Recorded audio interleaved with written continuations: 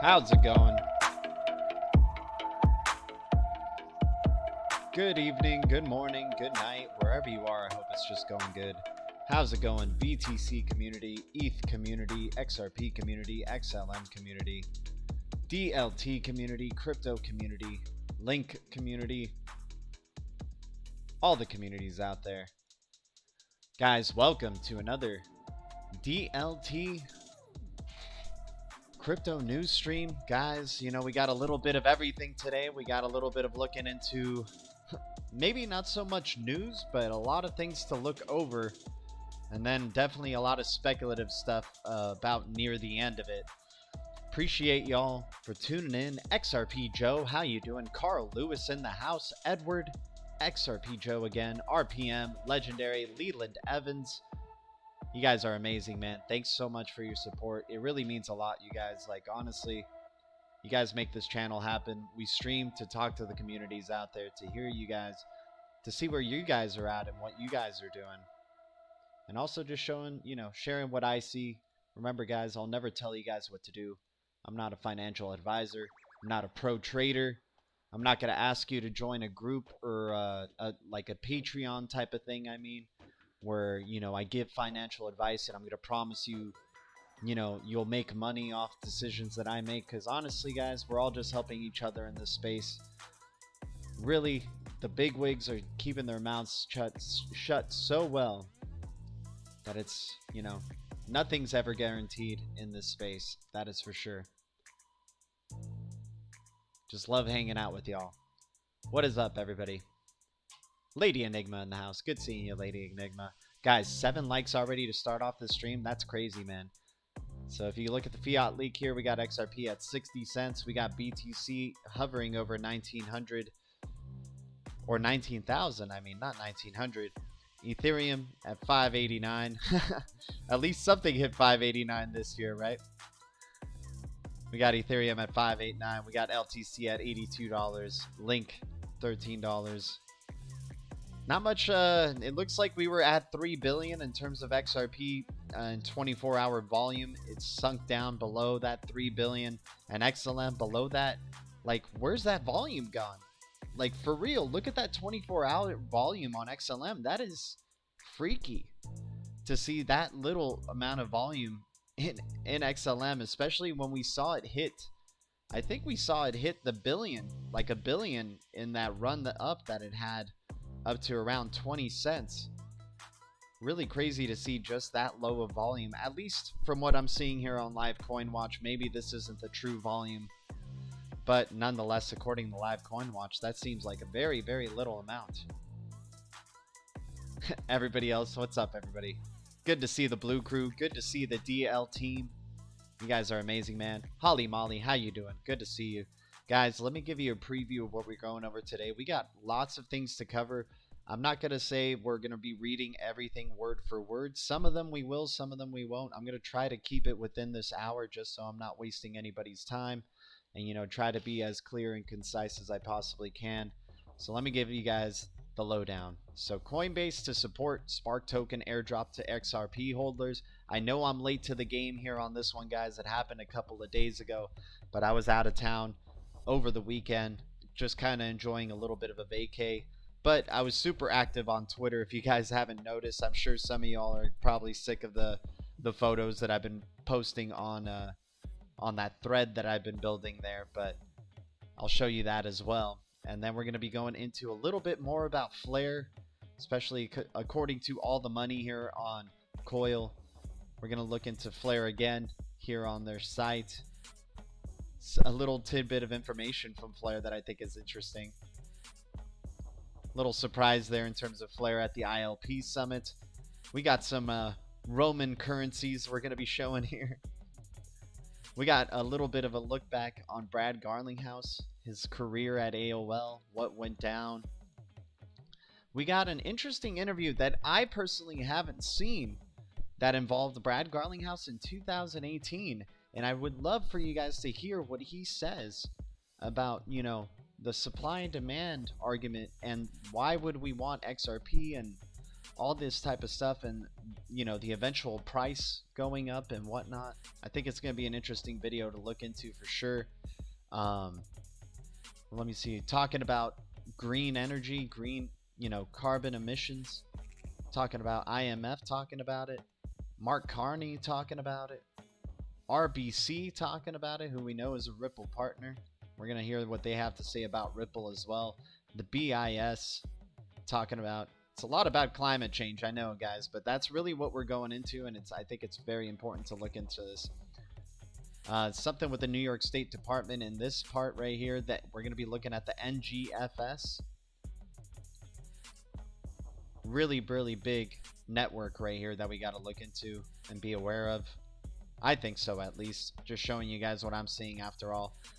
This oldie but goodie post from XRP Darren about the World Bank, and something in their video that leads me into some speculation and some other things as well, some other connections through this video that lead to Australia's Commonwealth Bank. And then we look at, you know, Project BONDi just a little bit closer, a video of their presentation and some of the terms that we usually hear coming from Ripple and these technologies that can provide lower costs and faster payments, right? We know certain currencies like XRP, XLM in particular, since they've been around for a really long time and have had really that tried and true amount of time to be tested by these institutions. That's why I like a lot of these cryptos that have been around for a bit, just because, I mean, sure, there could be some cryptos that are getting a fast track treatment. I'm not going to say that they're not, but I definitely like the ones that have had more time to develop and prove their security over the years, as apart from just only being around for like 1 year or so and whatnot, you know. Not really that much time to prove the security of your network if you're only out for 1 year or have had your main net live for 1 year. We're going to look into some of these Twitter posts that I've been lining up here as well. And of course, hanging out with the Blue Crew. Appreciate y'all. Good seeing y'all. Guys, I know I haven't done charts in a bit. I'm saving the chart stuff for right now just because, you know, I think this information to me personally is more important to go over right now. So I want to try to save time. So I'm not going to just, you know, look at an article and then go back to chart, look at an article, go back to chart. I promise we're going to be looking at charts maybe tonight on the DLT late night live stream. We'll look at more charts, but for right now, definitely a lot of valuable information that I want to be going over, at least that I think is valuable. But without further ado, let me just catch up with everybody in the chat. Say hi to everybody. Appreciate y'all tuning in. You guys are amazing. 11 likes already on the stream. Unbelievable, man. You guys are great, dude. XRP Joe, Notorious XRP. Cheers, my dude. Shout out to Notorious XRP, by the way. Releasing awesome content on his channel always. What a great content creator, man. Big influence on this channel, without a doubt. Texas Crypto, at least one of my favorite XRP YouTubers, for sure, without a doubt. World Economic Forum is all we ecosystem for 2021, still leaving BTC needing 2.0 or it may have problems down the road. I mean, it's not looking too good for BTC, man. We're going into a green financial future, and BTC has to change dramatically in order to coexist in that green financial and future. I think so, at least. But then again, will it still be BTC at that point? Some people think BTC the way it is, you know, in terms of its proof of work and how it consumes energy, and that method is what makes BTC BTC. And if it were to change, you know, that can really lose a lot of appeal from BTC investors. But some BTC investors don't even know about the technology at all. They just know Bitcoin on the surface and they invest on that. They just see it as a store of value. They don't see any of the tech that's underlying Bitcoin at all. And they assume that maybe Bitcoin will evolve down the line, but it's really hard to do re-implementations or any changes on BTC. But not a lot of people look into that. They just look into the price. They just look into the information. They look into what people are shilling. They don't really try to dig really deep into the technology. What's up, SB? How you doing, man? Of course, Notorious, man. You deserve it, dude. I'm thankful that you even tune into this channel, man. Roberto Wembley, what's up, man? I like that logo right there, dude. The Ouroboros. That's sick. Alright guys, so let's get into it. Without further ado, I don't want to waste anybody's time here, so let's get into it. Coinbase to support Spark token airdrop to XRP holders. I know this is old news, guys, but it's a short article, so we'll just get through it really quick. It'll help us segue into looking into Flare. So, let me lower this volume a bit. There we go. Okay, Coinbase announced Saturday its plans to support an upcoming airdrop that has been seen as a factor in boosting XRP's price in recent weeks. The San Francisco-based exchange said in a blog post that Coinbase customers with XRP balances of midnight UTC on December 12th, 2020. Funny that December 12th, if you flip the 2 and the 1 and 12, it equals 21. The Great Conjunction. You guys know I've been all about that. That leads to speculative talk though, so let's just stick with the facts right here for right now. Balance of the midnight UTC on December 12, 2020 will receive Spark tokens from Coinbase at a later date. The amount of Spark you'll receive depends on how much XRP you had in your account at the snapshot time. Coinbase wrote details about the airdrop will be posted this week. A company spokesperson told CoinDesk, Spark is the native token of the Flare network, a system meant to bring Ethereum-like functionality to the XRP ledger. Flare's token Spark is created through what may be the first ever utility fork whereby the origin network, in this case the XRP ledger, benefits through increased utility. The team behind the smart contract project wrote in August, XRP is up nearly 10% over the last 24 hours as of press time. Supporting new networks and their projects is important for not only meeting customer interest but also the continued growth of the crypto ecosystem, said Coinbase spokesperson Crystal Yang. So then we look into a little bit about Flare. I'm still trying to educate myself more about this Spark token, what it's what it does for the XRPL, and so hopefully maybe you guys are in the same boat. I might be saying stuff that you guys already know, so I'm going to try to read through this a little bit quickly. So here we go. Flare Finance dropped their first glimpse of their new financial services products. According to the article, A Brief Introduction to Flare Finance, it's a DeFi protocol that will be deployed on the Flare network, bringing utility to the XRP and FLR holders immediately after it launches. Flare Finance is an independent team, which I thought was an interesting statement right there, bringing utility to XRP and FLR holders immediately after it launches. Flare Finance is an independent team of globally based developers building to bring an innovative change to XRP and Flare ecosystems. They do not take funding from Ripple or Flare networks. They will remain anonymous for now, although a team member may disclose their identity.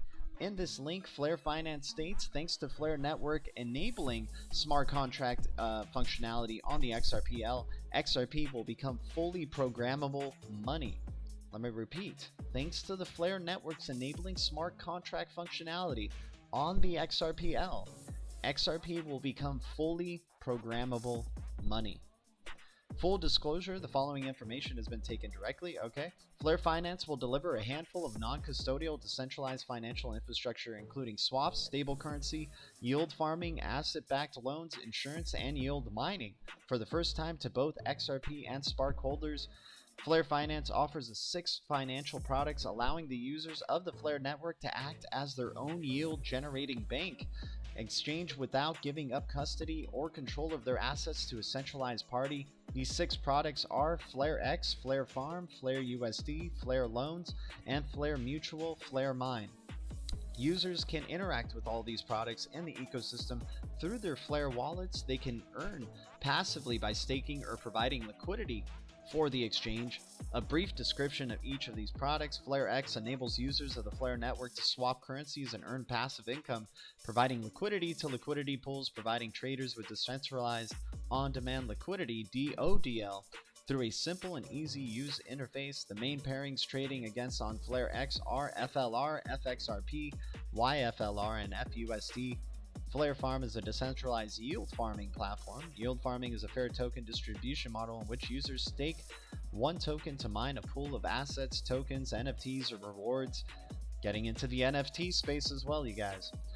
A user's mining rate is dependent on their contributed share of the total staking pool. Flare Farm gives users the ability to earn non-custodial yield on select Flare-based assets.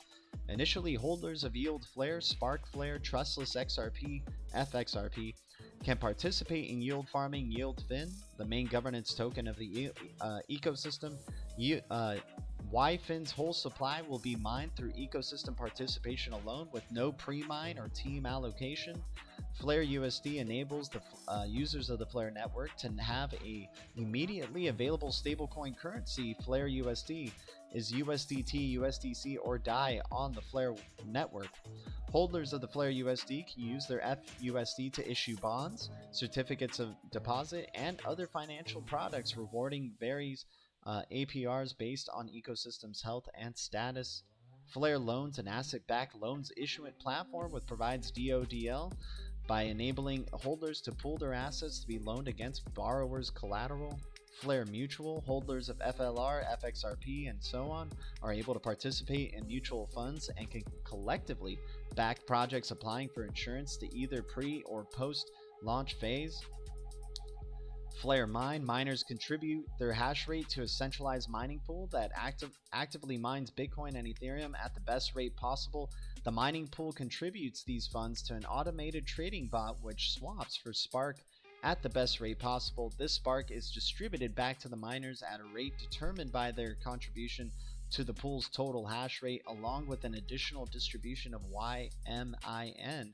The action results in price support, upward price pressure, and a mineable Spark token for the Flare ecosystem.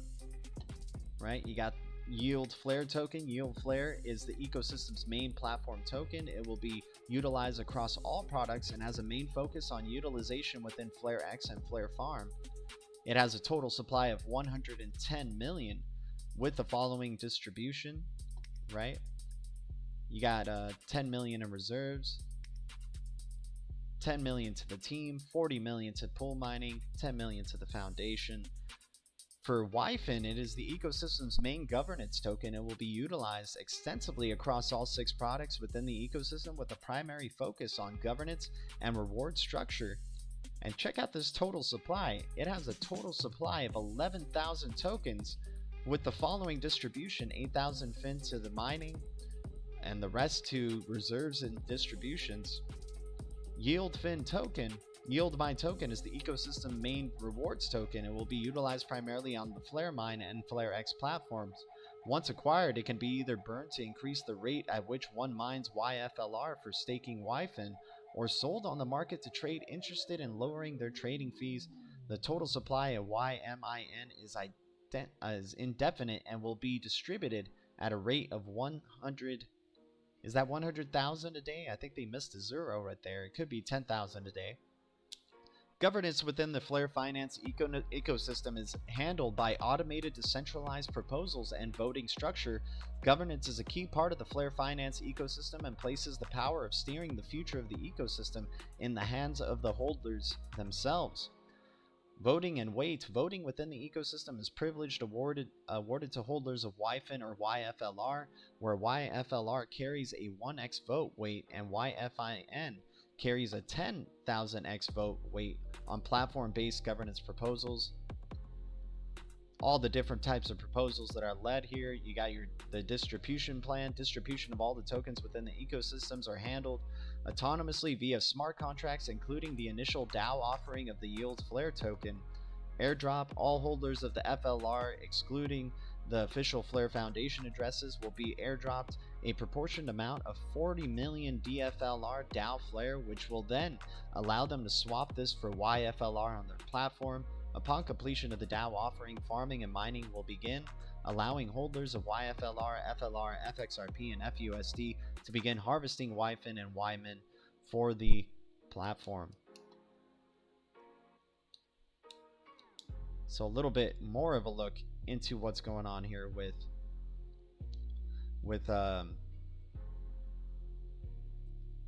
Flare right here. So introducing Flare. Flare is the new blockchain network based on the Flare Consensus Protocol, the first Turing complete Federal Byzantine Agreement protocol. That's pretty important right there. Flare's native token will be an algorithmically managed peg stablecoin aiming to keep network usage costs predictable and providing a primary input for DeFi use cases.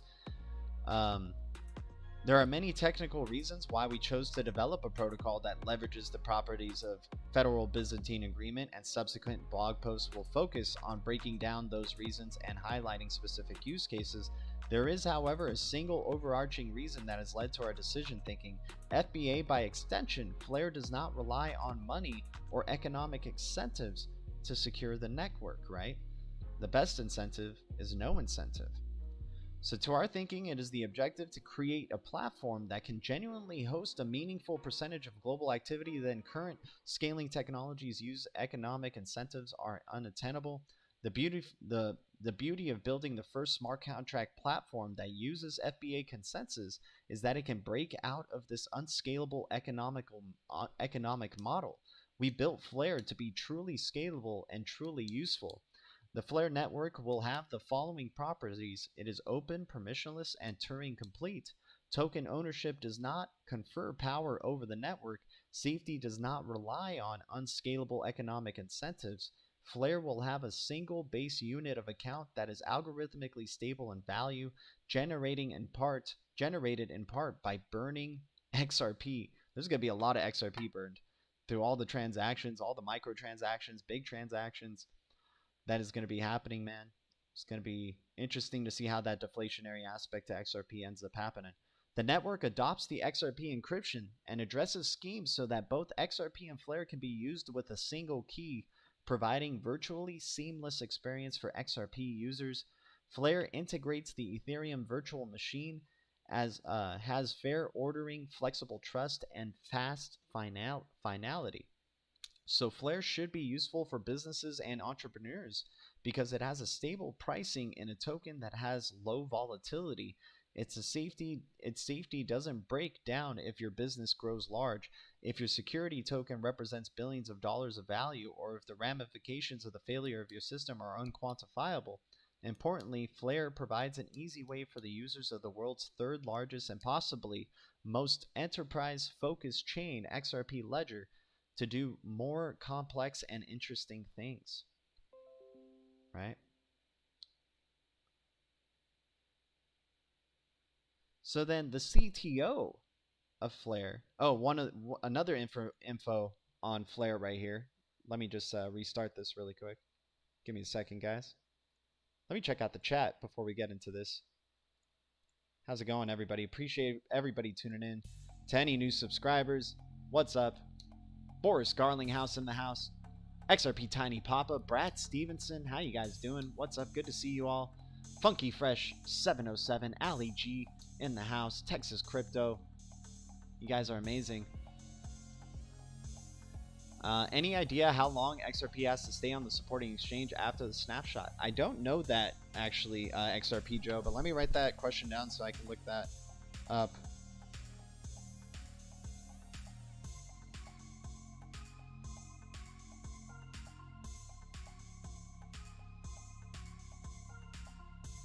I think too many people are expecting a massive dump in XRP to happen, and usually when a lot of people are thinking one thing, it kind of goes in the opposite direction.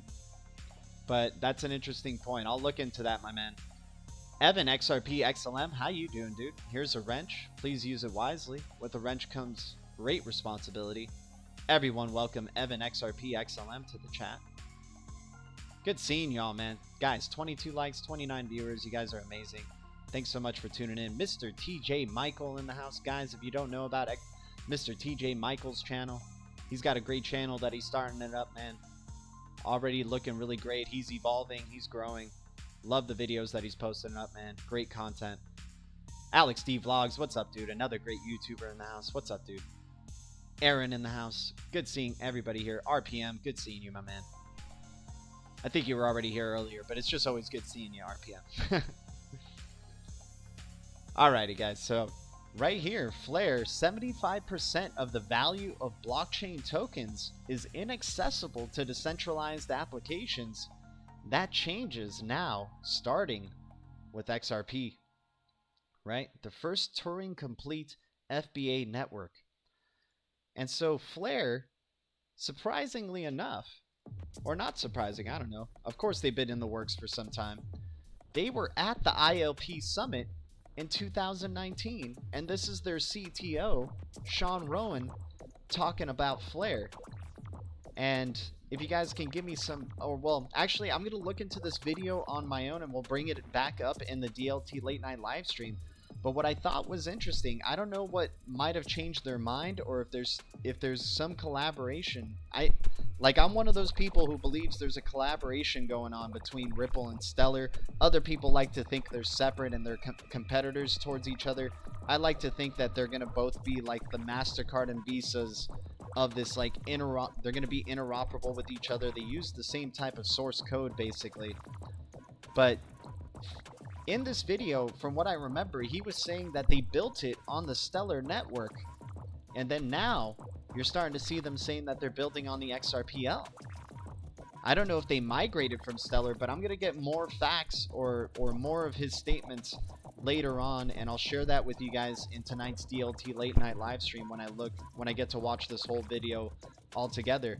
But I just wanted to share with you guys, the CTO of Flare was there at that ILP Summit, and using Flare on Interledger Protocol is going to be tremendous for them. And even he says in the video that Flare with Interledger Protocol is like a match made in heaven. It's like the best thing for Flare, for sure. Alrighty, guys. So so that's the end of this little Flare segment for right now. Let me just catch up with the chat. Here, actually, I think I remember where he says that, by the way. So let me just play the last minutes of this video. If I get it wrong, I get it wrong, and it's all good. But let me stop this music.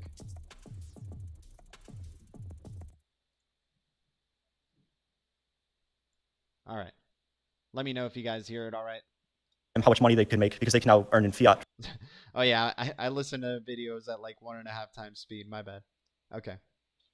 For their service, whereas like a node operator trying to earn a token for their service, it's quite a volatile thing over say a year, how much money they're going to make over that year. If the underlying token that they're earning is constantly changing in value, they can now earn in a stable value right away for their service, which has been quite popular with node operators as well that we've been talking to. And so this has been built since December, by the way, and we're just currently undergoing pen testing for it. We're launching next month in a beta version, and we're very excited to be using Interledger for this platform. I think it's a perfect fit for us. Thank you.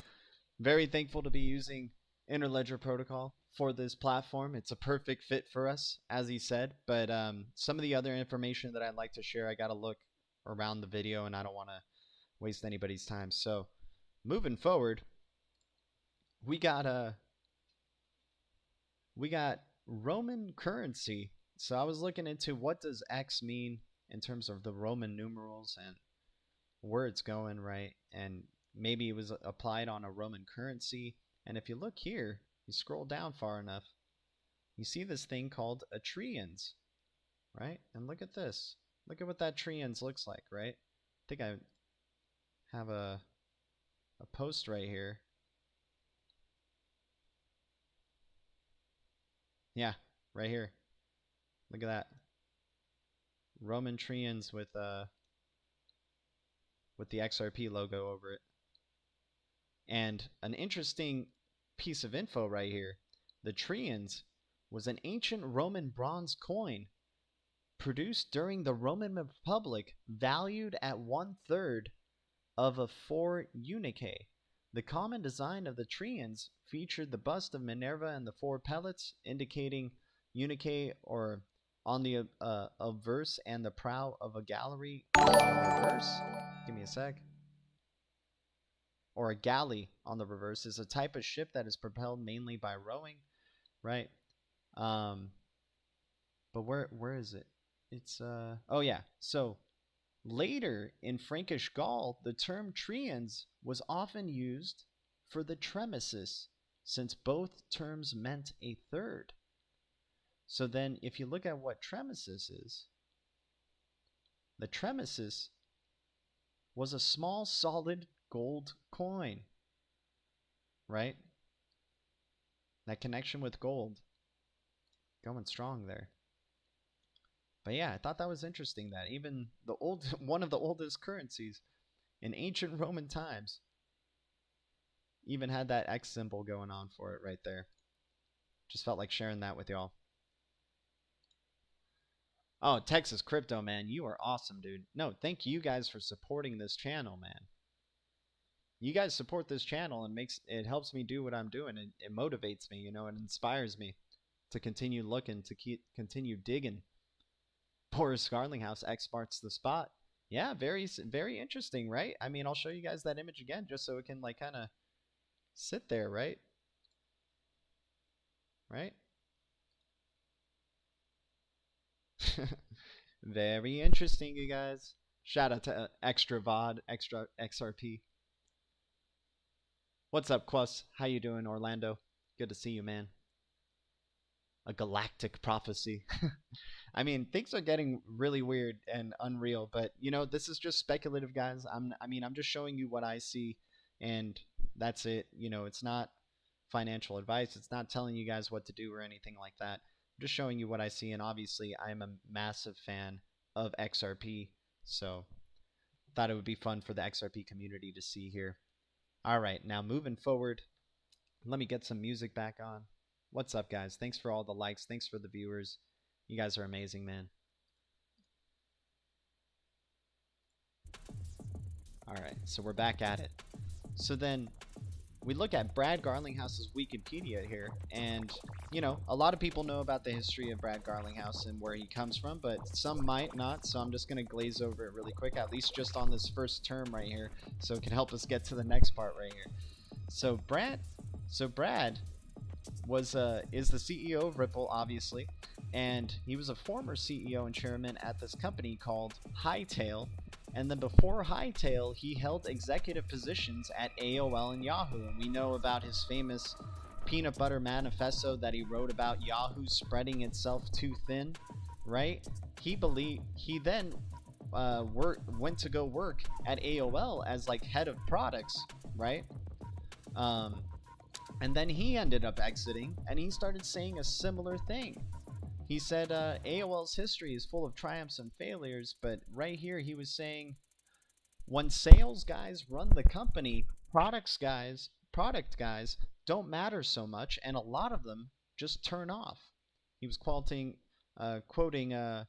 Steve Jobs here. He was saying that AOL wasn't so focused on products, more so they kept focusing on their the decline in traffic on AOL across products, right? So he ended up quitting AOL. Alex D Vlogs, ever see Brad leaving Ripple XRP? I mean, Alex D Vlogs, he's getting old, so it is going to be one day where he's going to probably do where he feels like he's finished the job that he's meant to do. You could tell like, I don't know if you've seen any older videos of like when he worked at AOL or Hightail, but he's very, very products driven and wants like you can tell he's been prepared, like that Ripple is his kind of like baby in a way, that he's been wanting to work on a product, like on a team like this that is like kind of hive mindish and focused on delivering great products. And it looks like he finally got it. He had a tough break with Yahoo, had a tough break with AOL. I don't think he's going to have a tough break here with Ripple. I think this is where Ripple, we really get to see Brad Garlinghouse really like show his potential and like what his drive as a leader was, right? So he ended up quitting here at AOL. But by the way, man, thank you so much for that donation. It means a lot, dude. Helps the channel a lot. Work until I die. What's up, man? Are you working, dude? Yeah. You Uber driver as well in a Tesla? Yeah, Brad Stevenson, you're right, dude. You're right. So then another article, Yahoo was even talking about it. It was quite a thing amongst Silicon Valley, right? Saying, yeah, once again, when sales guys run the company, products guys don't matter as much. And then what is, what is Ripple really focused on? Creating really great products for their customers, right? And he was awesome at AOL. If you check out some of his old videos at AOL, maybe some people don't know about this, and this kind of leads to some speculative territory, but, AOL, Brad Garlinghouse.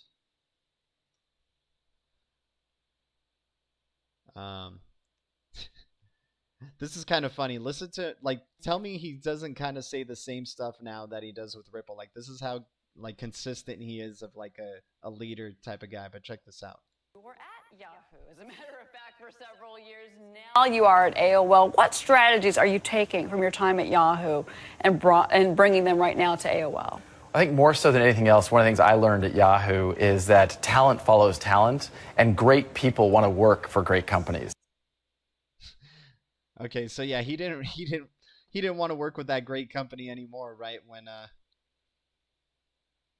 When that happened, but dang, I can't follow. So he does a tour. There's like a video where he does a tour of the AOL building, and there you see like on the mural is like a wall like that has all these drawings on it, and on the drawings you see a phoenix next to a bear's head, and people are like, oh my god, is that what the beginning of Bearable Guy was? Is that the beginning of the Rise of the Phoenix and stuff like that was? And that I'm not too attached to that, but some people do like to speculate in that area. Sorry I couldn't find the image for you guys, but nonetheless, he leaves AOL. They were not as focused on developing great products for their customers, and he probably saw the end coming for AOL, and it certainly did, right? Shortly after he left. So then now we have him at Ripple, right? And I saw this video, and I've never seen this interview with him before. It's a two-part video. This is the second part of it. But I just want you guys to check out for these next 5 minutes what he says, and keep your ears open. I would, at least. Berserker, how you doing, man? Good seeing you, Berserker. What's up, dude? I heard an intriguing question today, When Moon. What's up, guys? How you all doing? All right, so let's get into this. I'm going to go full screen for this one. I'll be right back.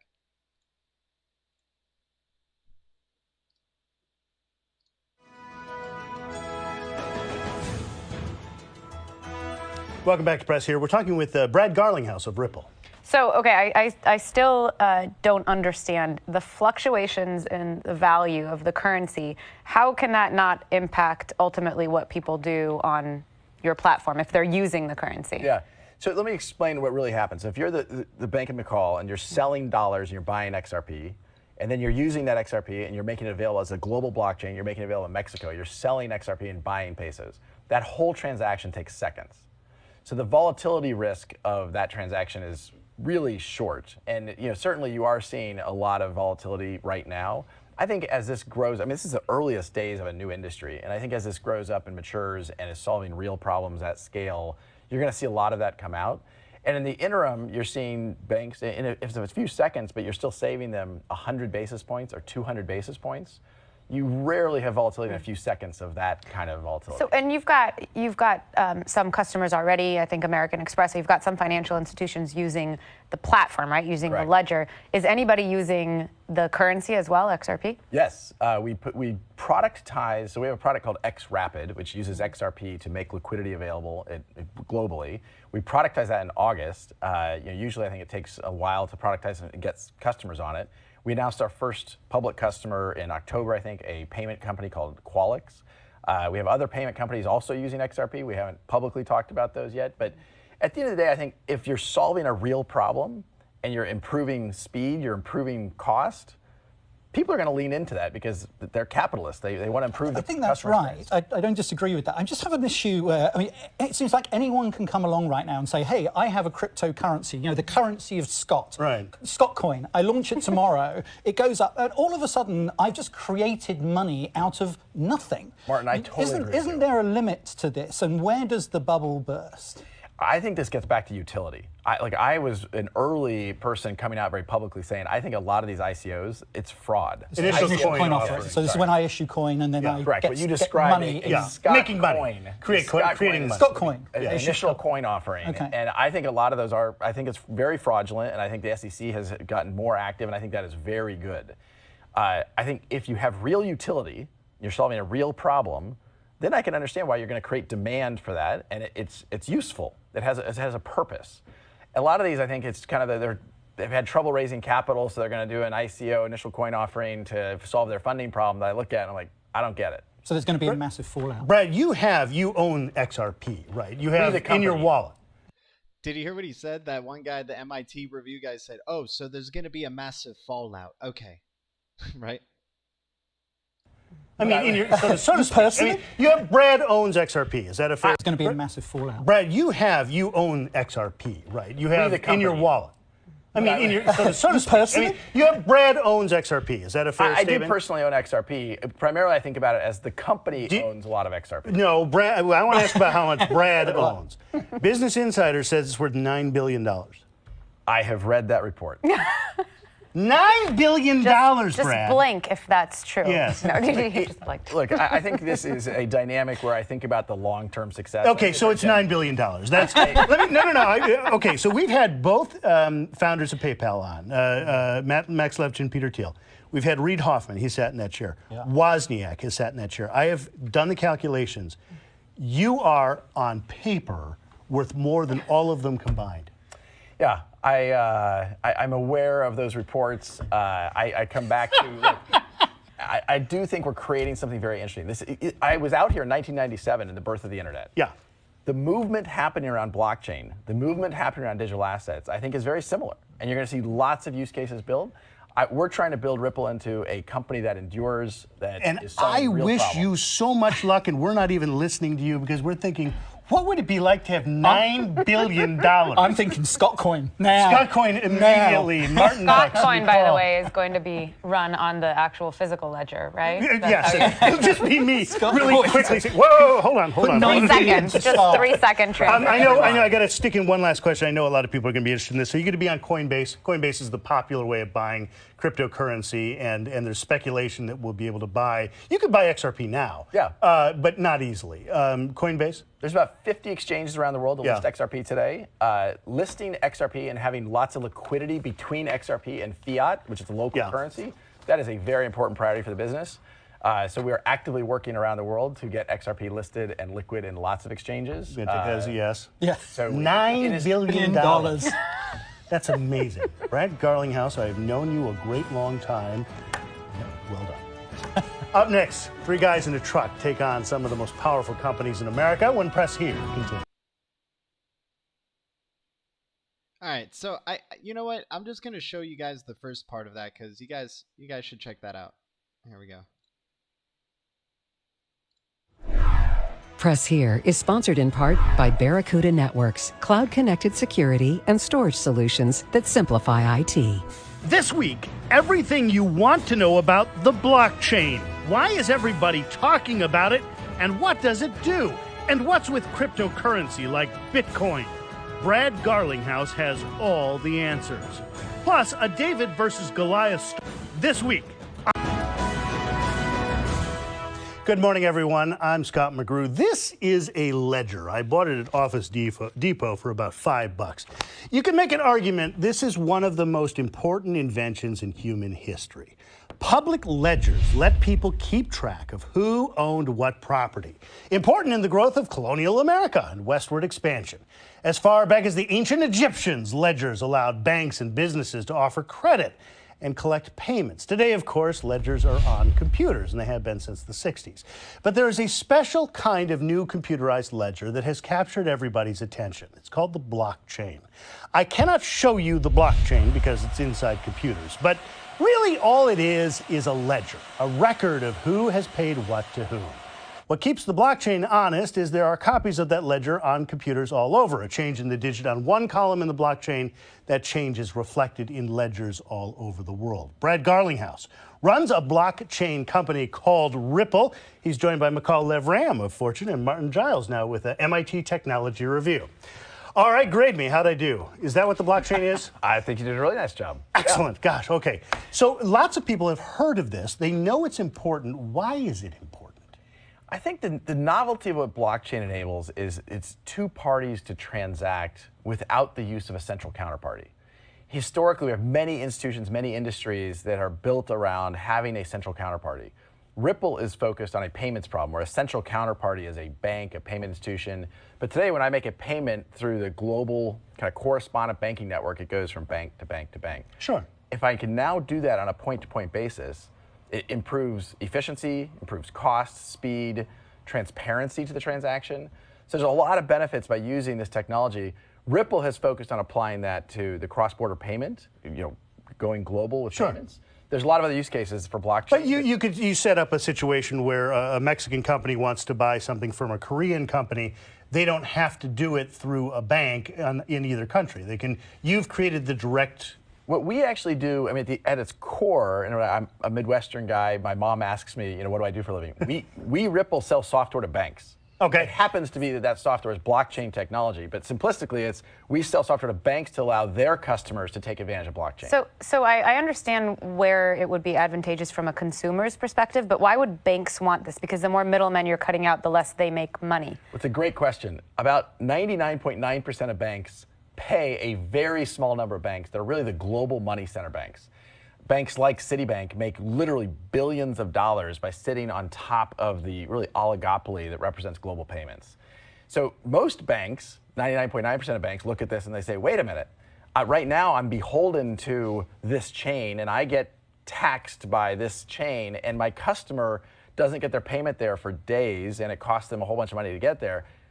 Wait a minute, I can do that differently and not pay them, not pay my competitor in some ways? They love that.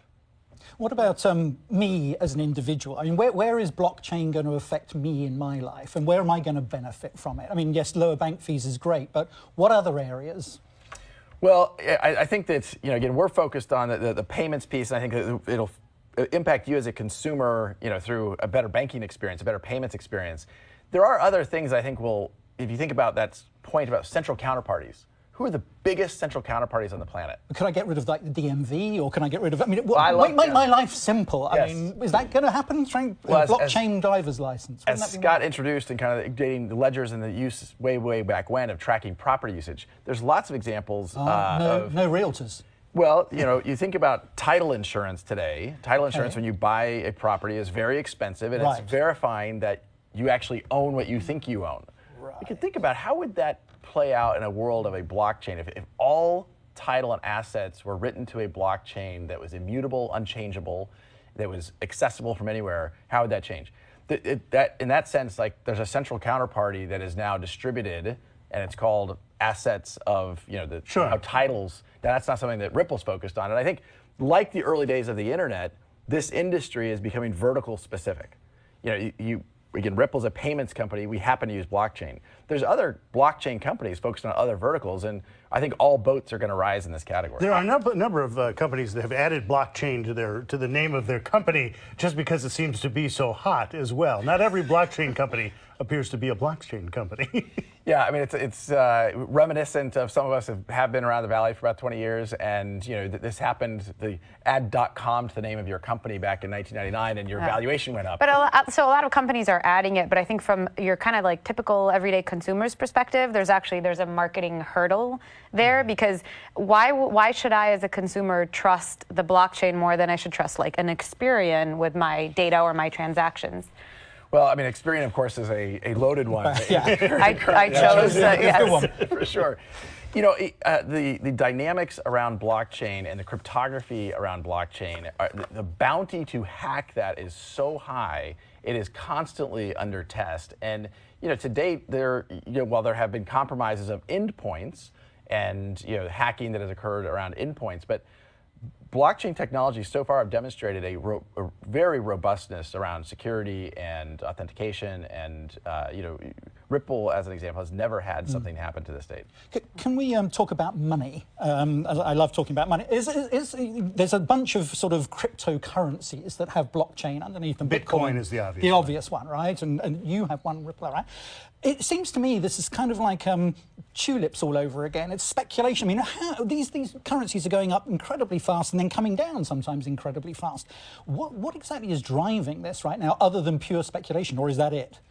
I'm glad you asked this question. I think digital assets as a whole, the whole category, which includes Bitcoin, includes something that's native to Ripple's technology called XRP. There's something called Litecoin. That's an asset class now that's $750 billion. That's a lot. But it has no underlying value, though. Well, that's an interesting question. It does to him. Yes, clearly. It's an interesting question because I think, you know, I can make the same argument about gold. Right. What's the underlying value of gold? Well, the underlying value of gold, it's from a real productivity use, it's very, very, very small. The actual kind of industrial usage of gold is very, very small. When I talk about what Ripple is doing and how we think about XRP, I always talk about it's about utility. What problem are you solving? So you create this system in which banks can trade to each other using a ledger called the blockchain, and XRP is the unit of monetary value that moves back and forth. I sell you a widget, you send me an XRP coin or something. Is that basically what, have I got that pretty much right? Basically. The first product we would sell to a bank is the Bank of Scott and the Bank of Brad. Right. Connect directly. Yes. That actually doesn't touch it. That's us connecting directly. Do we have to use XRP in order to? Okay. Absolutely not. Why introduce XRP at all? Because all of a sudden, because the value has gone up so much, you are now getting a lot of attention over your coin, when it's the software that really is what you're trying to accomplish. XRP solves a very important problem. The software we sell works really well if we have an existing bilateral relationship. If this Bank of Scott and the Bank of Brad, if I've parked an account at yours and you have an account at mine, again, it's cross-border, so it's different currency, that works. But that means you've parked dormant capital at my bank, and I've done the same. Right. Well, that really is troublesome if it's in Peru or Venezuela or Argentina, where you have high inflation. So it's not just the dormancy of the capital, it's also the Well, but XRP, I mean, it moves all over the place. I mean, what this allows you to do, though, is I no longer have to pre-fund. In real time, I can make. Yes, but if I pay you something in XRP, it could go up 50% tomorrow. Or down. The way, for a bank, the way a bank will look at this is, today they, let's say, have 10 or 20 or $30 million sitting in another account. They have to have that there to make payments. You no longer have to have that. Bring that 10 or $20 million back. It's working capital, make loans with it, do whatever you want with it. There's $27 trillion sitting in these accounts around the world. Dormant, yes. What XRP allows you to do is to fund liquidity in real time. So you can take that back, but now you can use XRP to get real dollars or pesos or whatever the currency is in real time. So you no longer have to pre-fund that $27 trillion. Right. The reason why XRP is unique is it settles in 3 seconds. So I'm not taking risk on kind of volatility where Bitcoin takes hours. We're about 1,000 times faster than Bitcoin and 1,000 times cheaper than Bitcoin to settle a transaction. And a lot of the speculation that's gone on in XRP lately is people realizing Bitcoin is not going to be the kind of panacea of all things blockchain we once thought it would be. Instead, you're having vertical specific. XRP is solving a payments problem, and it's very efficient to do that. Brad Garlinghouse, hold that thought. We're going to go to break. We're going to take a quick commercial. I'm not done with you yet. So we'll be back with Brad Garlinghouse in just a minute. Okay, so I feel I gotta show you guys this a second time because I showed you the second part. So now, just for continuity's sake, I'll edit it out of the video, but you guys are gonna have to experience it for a second time. So here we go.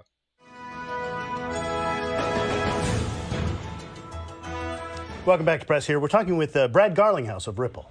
So, okay, I still don't understand the fluctuations in the value of the currency. How can that not impact ultimately what people do on your platform if they're using the currency? Yeah.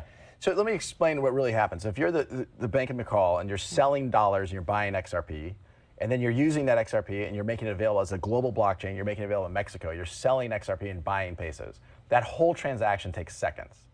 So the volatility risk of that transaction is really short. And certainly you are seeing a lot of volatility right now. I think as this grows, I mean, this is the earliest days of a new industry. And I think as this grows up and matures and is solving real problems at scale, you're going to see a lot of that come out. And in the interim, you're seeing banks, if it's a few seconds, but you're still saving them 100 basis points or 200 basis points. You rarely have volatility in a few seconds of that kind of volatility. So, and you've got some customers already. I think American Express. You've got some financial institutions using the platform, right? Using the ledger. Is anybody using the currency as well, XRP? Yes, we productize. So we have a product called XRapid, which uses XRP to make liquidity available globally. We productize that in August. Usually, I think it takes a while to productize and get customers on it. We announced our first public customer in October, I think, a payment company called Qualix. We have other payment companies also using XRP. We haven't publicly talked about those yet. But at the end of the day, I think if you're solving a real problem and you're improving speed, you're improving cost, people are going to lean into that because they're capitalists. They want to improve the customer experience. I think that's right. I don't disagree with that. I just have an issue where, I mean, it seems like anyone can come along right now and say, hey, I have a cryptocurrency, the currency of Scott. Right. Scott coin. I launch it tomorrow. It goes up. And all of a sudden, I've just created money out of nothing. Martin, I totally agree with you. Isn't there a limit to this? And where does the bubble burst? I think this gets back to utility. I was an early person coming out very publicly saying, I think a lot of these ICOs, it's fraud. Initial coin offering. So this is when I issue coin and then I get money. Making money. Creating money. Scott coin. Initial coin offering. Okay. And I think a lot of those I think it's very fraudulent, and I think the SEC has gotten more active, and I think that is very good. I think if you have real utility, you're solving a real problem, then I can understand why you're going to create demand for that, and it's useful. It has a purpose. A lot of these, I think, it's kind of they've had trouble raising capital, so they're going to do an ICO, initial coin offering, to solve their funding problem. That I look at and I'm like, I don't get it. So there's going to be a massive fallout. Brad, you own XRP, right? You have in your wallet. I mean, so to speak. Brad owns XRP. Is that a fair statement? I do personally own XRP. Primarily, I think about it as the company owns a lot of XRP. No, Brad. I want to ask about how much Brad owns. Business Insider says it's worth $9 billion. I have read that report. $9 billion, Brad. Just blink if that's true. Yes. No, just blink. Look, I think this is a dynamic where I think about the long-term success. Okay, so it's $9 billion. That's no. Okay, so we've had both founders of PayPal on, Max Levchin and Peter Thiel.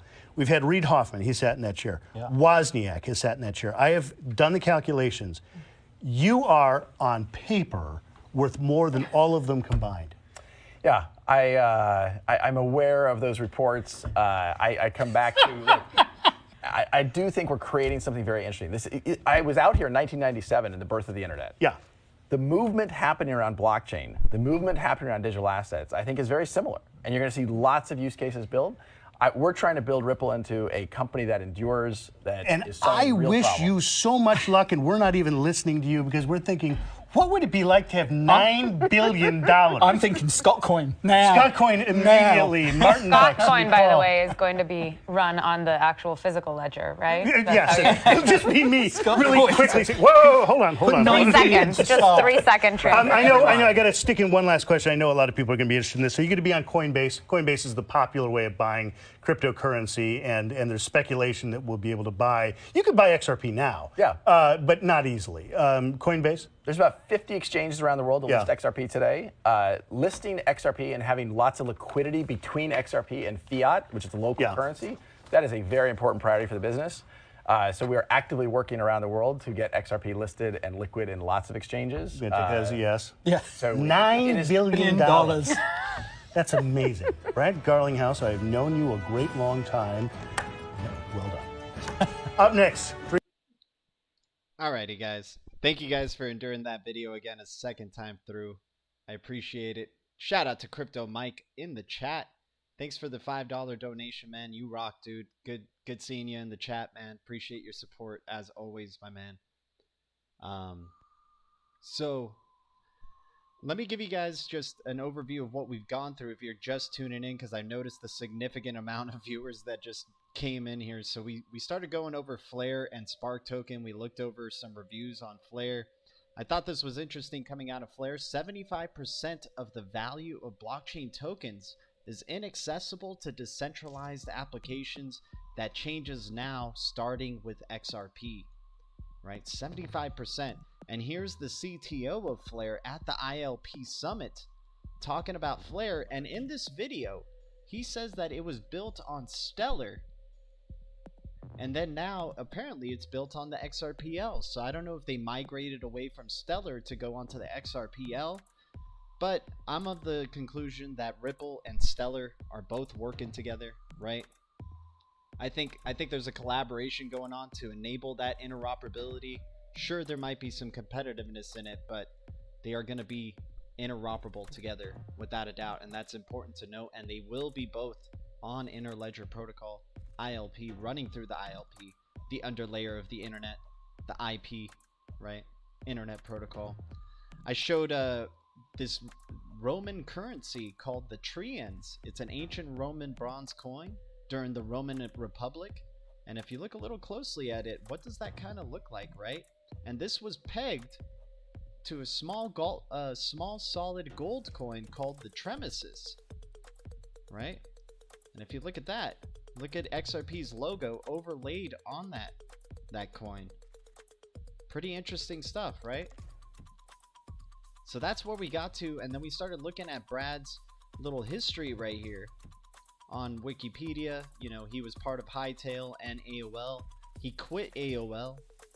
So in that video, he was saying, I was here in 1997 at the advent of the internet. That's true, but he's never really gotten a full go as like a head of the department or as a lead in terms of being a products guy. He left AOL because they weren't so product heavy, and he started seeing the end there. He was part of Yahoo. He saw the end of Yahoo. He left Yahoo. He was on AOL, saw the end coming for AOL, bounced from AOL as well, right? So then next thing you know, he has this opportunity with Ripple, and he's even saying himself, like, I think this is his baby, man. He really wants Ripple to endure and be long lasting. And some of the stuff that I thought was interesting in this video was the way that he was talking about the volatility of XRP today. He's saying, why would they want to use a currency that's so volatile? And he's saying, well, going in and out of it, there's no volatility. But if it allows you to free up those Nostro Vostro accounts, those $27 trillion, at least at the time, in dormant capital, and you're holding XRP and you're using XRP, and XRP's utility over time won't allow for such crazy fluctuations. The more and more it gets used, and the more the space matures, right? The more utility starts coming into the space, perhaps trillions of dollars coming into the space, the price probably won't be as volatile then, right? So I thought that was interesting. We got some more information coming up, so let's move on forward. Did we just get a new subscriber? I think we did. Guys, thanks to any of the new subs on this channel. You guys are amazing. Silver Rapture, what's up to the stream? Here's a wrench. Please use it wisely. With the wrench comes great responsibility.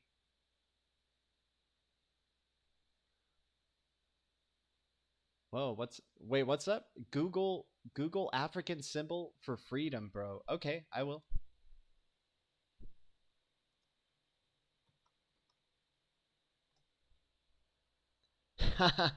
That's crazy, man. That's crazy. Wow. I love that, dude. Thank you so much for sharing that. That is crazy. Wow. That's a little too obvious, man. That's a little bit too... That's crazy, man. That is crazy. Wow. For real? And you got Moja Loop doing its thing over there, the one loop. Thanks for sharing that, man. Thanks for sharing that little piece of information right there. I'll share this link to the videos for you guys if you guys want to check it out on your own. Here you go. But yeah, let's keep going because we got a lot of other great information to go through here. So So now we go into being this whole energy standard that's going to be coming upon us, right? The global energy standard that is, happening right here. You're seeing a shift towards green finance, green future, more eco-friendly, right? And so in this one article right here, I thought it was interesting. As after for this last paragraph, I'll just read it. Global CO2 emissions are expected to decline by 8%, almost 2.6 gigatons of levels as of 10 years ago. Such a year-on-year reduction would be the largest ever, 6 times larger than the previous record reduction of 0.4 gigatons in 2009, caused by the global financial crisis, and twice as large as the combined total of all previous reductions since the end of World War II.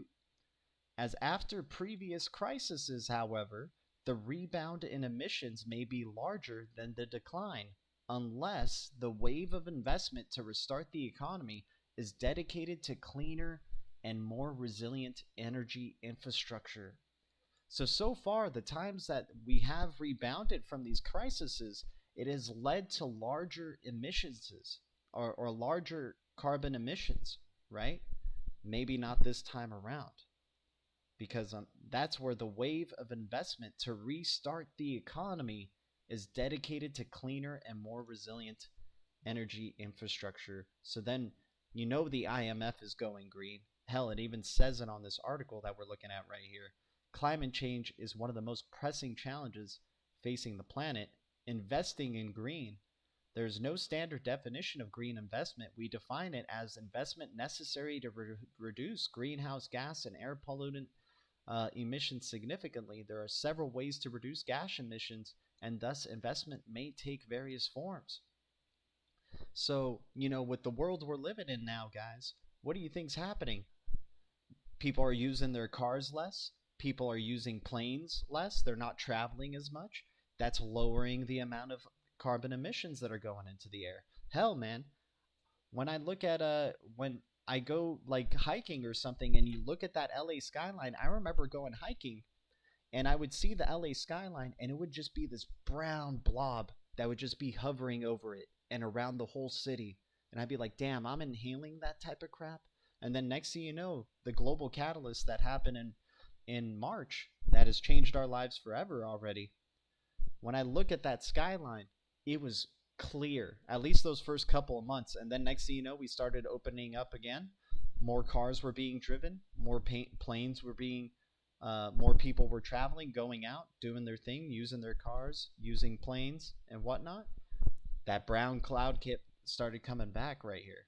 So then green investment involves shifting energy supply from fossil fuels to less polluting alternatives, either as sources of electricity generation such as wind, solar, nuclear, and hydropower, or direct sources of energy such as biofuel and ethanol made from corn or sugarcane. So IMF definitely focused on green finance, right? And then we go into this article by the IMF. The Economic Climates of Change, it's titled. And look who talks right here, 50 Shades of Green. The world needs a new sustainable financial system to stop runaway climate change. So when we're going to bounce back from this, it's not going to go back to being, emitting large carbon emissions again. It's going to be about going into a greener economy. So I'm just going to read this page right here by Mark Carney.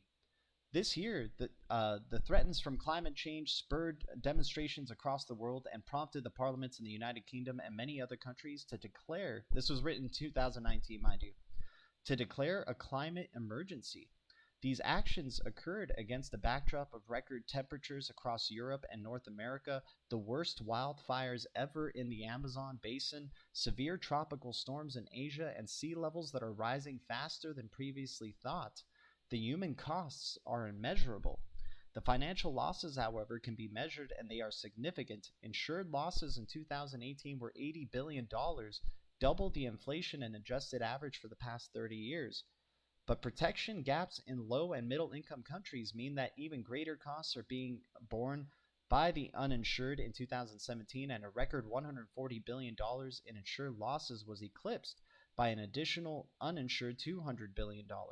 In some of the countries most exposed to climate change, Bangladesh, Egypt, India, Indonesia, Nigeria, and the Philippines, and Vietnam, insurance penetration is less than 1%. The potential economic benefits of closing the insurance gap are striking. Lloyd's of London estimates that 1% rise in insurance penetration can translate into a 13% reduction in uninsured losses and 20% lower disaster recovery burden on taxpayers. Substantial macroeconomic benefits include increased investment, higher output, potentially up to 2% of the GDP, and greater climate resilience.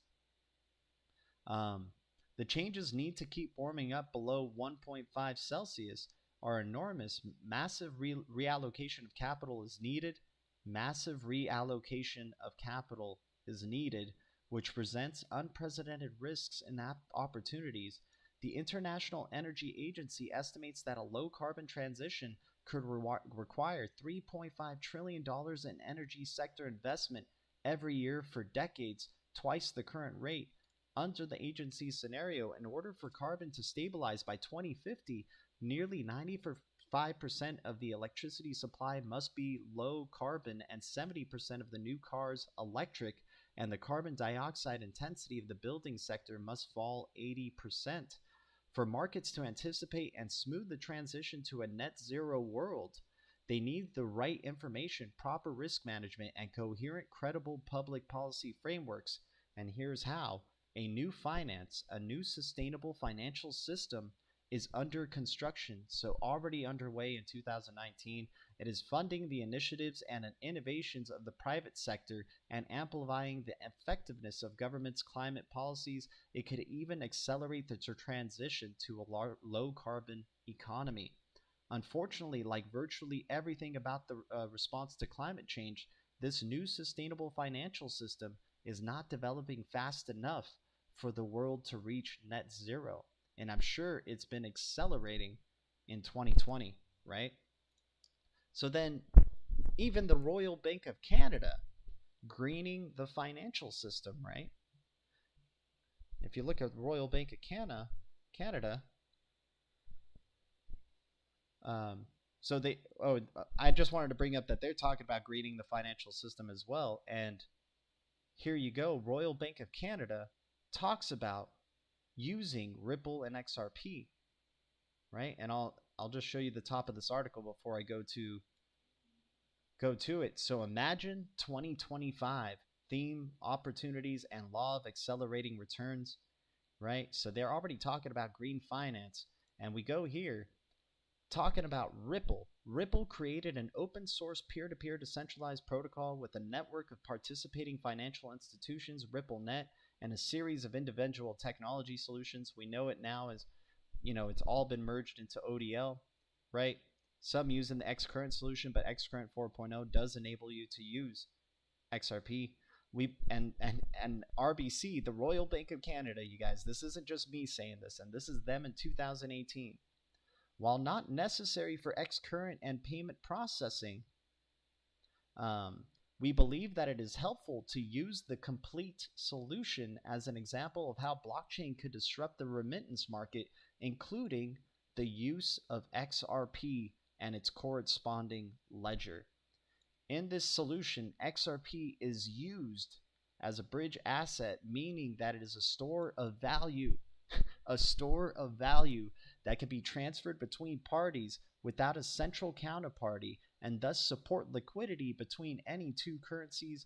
As a result, banks can consolidate their liquidity into one XRP account instead of holding local currency in accounts around the world.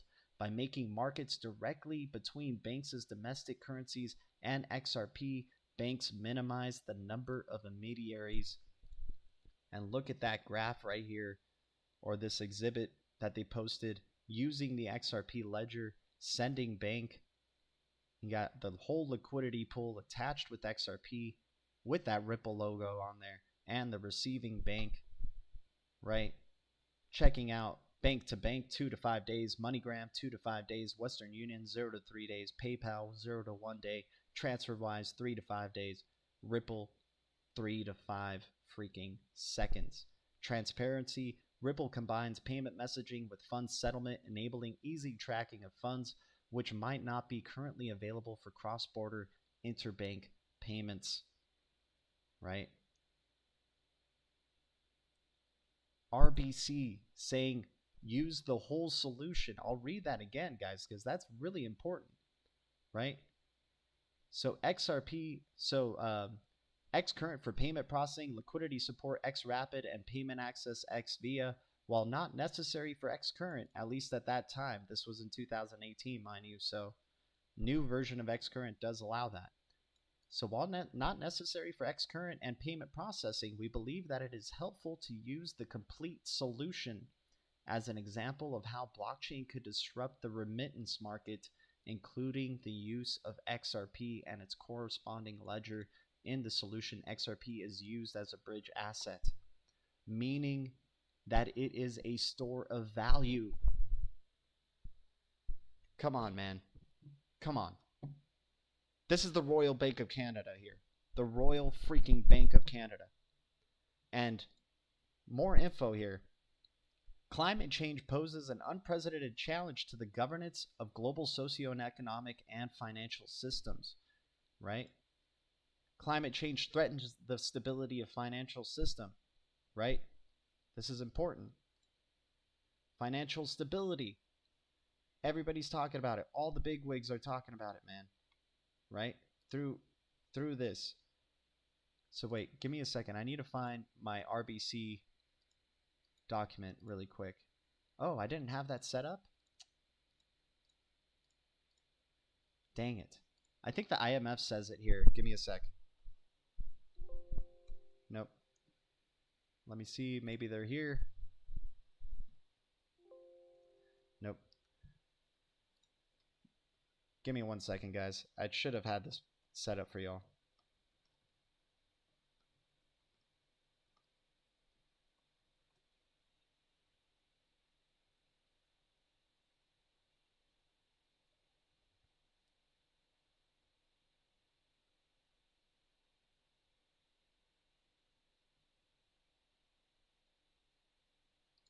So Royal Bank of Canada to issue first green bond as part of $100 billion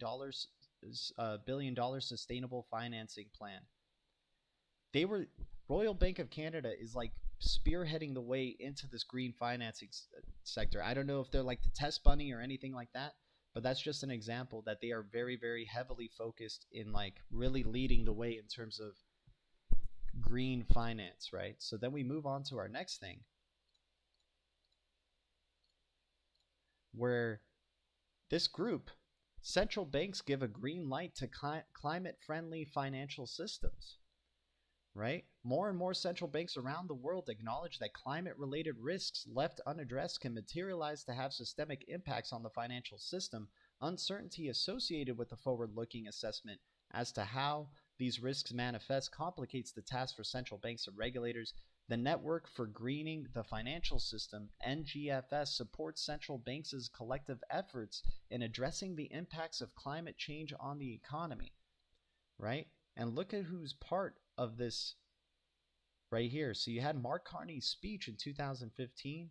You had the United National Climate Change Conference, Paris Agreement entered into force. The U.S. announces the withdrawal from the Paris Agreement. NGFS is established. You got the ECB joining the NGFS. You have the Bank of Canada joining the NGFS. You have NGFS publishes first comprehensive report. And then you have the New York State Department of Financial Services in 2019 joining the NGFS. And guys, there's only a few companies, very, very few on the list that have bit licenses through the New York State Department of Financial Services. And the second one and the very first blockchain ever to get that bit license was the XRP, was XRP2, right? The subsidiary to Ripple Labs, obviously representing XRP, getting their virtual currency license as well. So they are members of this really big collective, and I'll show you how big it is because it's really important.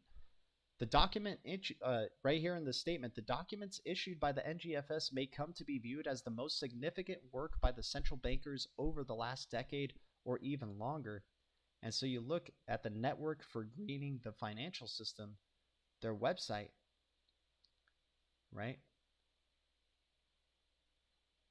Origin and purpose: the network of central banks and supervisors for greening the financial system, launched at the Paris One Planet Summit on 12th of December 2017, is a group of central banks and supervisors willing, on voluntary basis, to share best practices and contribute to the development of environment and climate risk management in the financial sector to mobilize mainstream finance to support the transition toward a sustainable economy.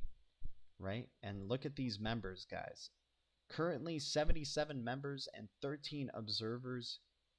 All the banks are on here, guys. I can share this link with y'all if you guys want to look at specific banks. There you go. Bank of Indonesia, Bank of Canada, Bank of England, Bank of Finland, Bank of Greece, Bank of Japan.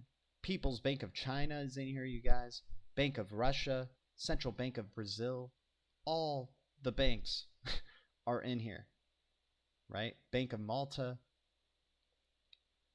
Japan FSA, National Bank of Georgia, Reserve Bank of New Zealand, Reserve Bank of Australia, Asian Development Bank, right? The observers that are on here, International Monetary Fund, the World Bank, right? All committed towards green finance. So then, I thought this was interesting. Oldie but goodie from Darren. The BIS is green. Discover what the BIS does to support green finance with its green bond initiative through the participation in the central bank and supervisor network for green and financing system. So then if you click on that video, he says World Bank used the Ripple music for their iBond platform. So let's check out this video really quick. Technology is transforming the way we live and work. And Oh. in the world of finance. Give me a sec. Oh yeah. Doesn't that still look a little bit like the Matrix code that I mean, I'm just speculating here. It's just speculation, you know, don't take it as truth, but that looks like Ripple Riddler's Matrix code right there, does it not? Right? And why he uses the color green for green finance, right? All right. But let's go on with this. Technology is transforming the way we live and work. And in the world of finance, we are at the start of a digital revolution. The market for sustainable investing has evolved. But while the industry has become more digital, database technologies for financial products are still a black box. Imagine if we could use technology to provide large-scale financing to fund the projects that make the world a better place, while also making the financial transactions behind those projects more efficient, transparent, and secure. What if we could simplify the investment process and design new market structures that could one day streamline financial transactions in every corner of the globe? What if instead of taking days to complete transactions, we could do it in seconds? What if investors could trade the highest quality investments faster, at a lower cost, and with reduced risk? The revolution has started with the world's first digital bond, BONDi, the first issue of a bond using blockchain technology. BONDi has been issued by the World Bank in Australian dollars on a platform developed by the Commonwealth Bank of Australia.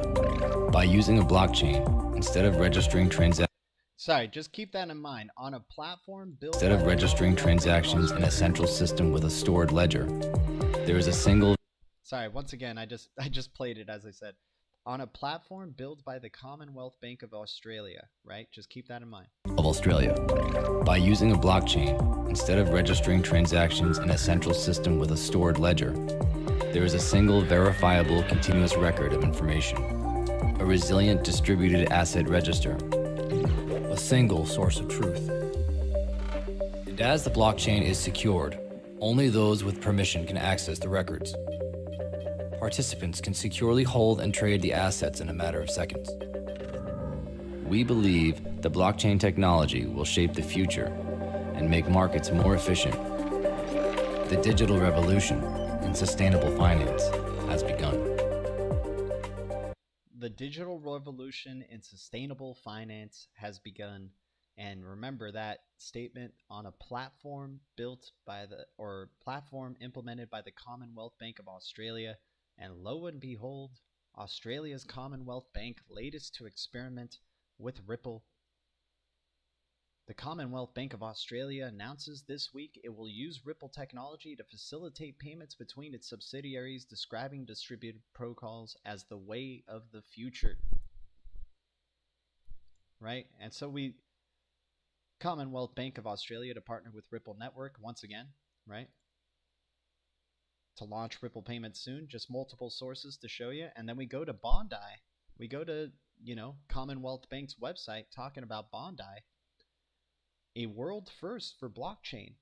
The World Bank and CommBank successfully launched BONDi. Maybe keep your eye on the prize on BONDi right here too as well, guys. Not only Project Ion by the DTCC, but check out this.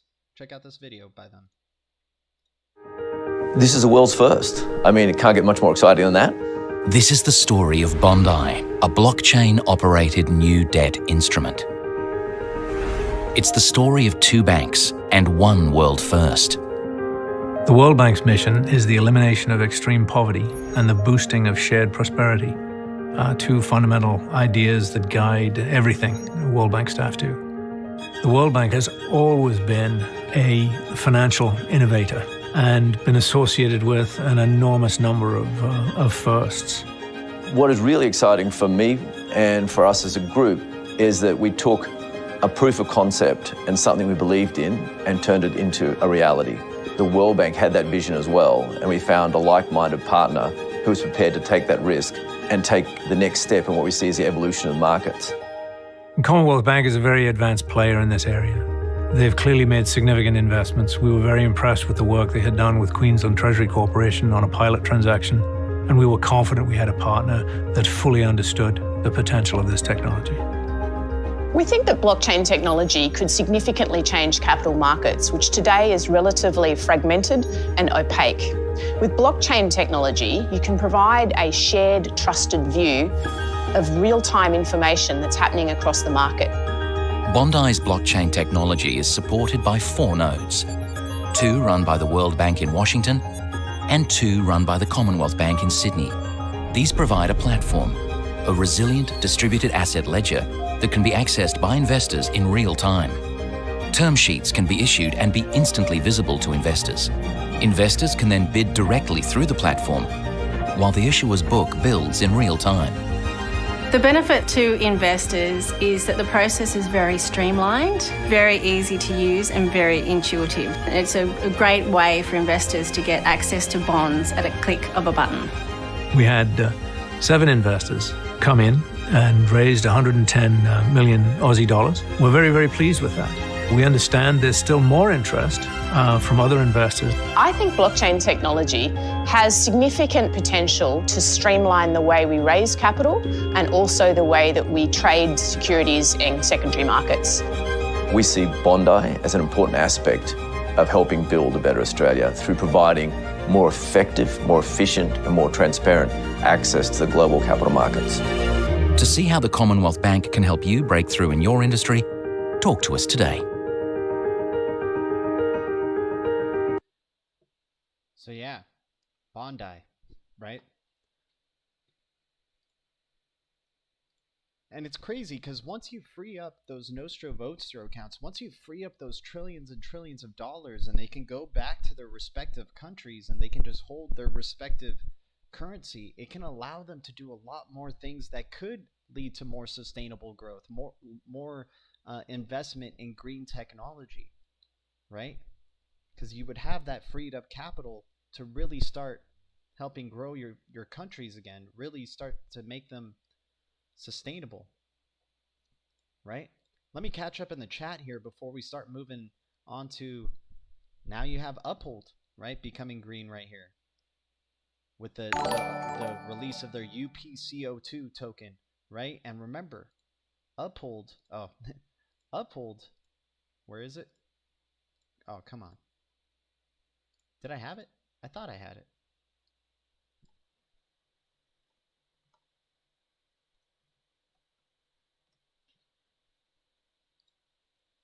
Uphold has supported full integration with the XRP ledger. It doesn't say that about any other cryptocurrency on their platform, right?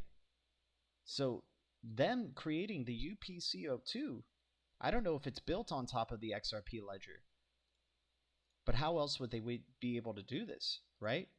And so one of the Twitter posts that I have lined up here that I'm excited for is this announcement that he said, stay tuned, related announcement launch in about 2 weeks. Because I said, congratulations, Uphold. I like using Uphold, but if you're so green, can you please delist coins that leave massive carbon footprints? And JP says, stay tuned, related announcement launch in about 2 weeks. And that was on the 1st of December. You got the release of Flare on the 12th, which is roughly in that 2-week time period. I wonder what else is going to be following, snowballing out of this. What if we start hearing the possible delisting of Bitcoin, not supporting, massive carbon footprint coins? I'm not saying that Uphold is going to delist Bitcoin. I'm just speculating that might be a case. I'm interested to see at any case what the hell this announcement is going to be coming from Uphold about, possibly, because that's what I said. If you're so green, please delist coins that leave massive carbon footprints. And he said, stay tuned, related announcement, launch in about 2 weeks. I'm excited for that. Let me catch up in the chat here, though. Once again, Crypto Mike, dude, you rock, man. Thanks so much for that donation, dude. And I saw your comment, man. I'm happy that you like that burger, dude. I'm gonna be getting some of that again sometime soon, dude. It's a task of a burger to eat. It's like something you eat like almost once a month, or if you're feeling groovy, maybe get twice a month. But Grill 'Em All is awesome burger place. If you guys haven't heard of it, I took Crypto Mike to this place.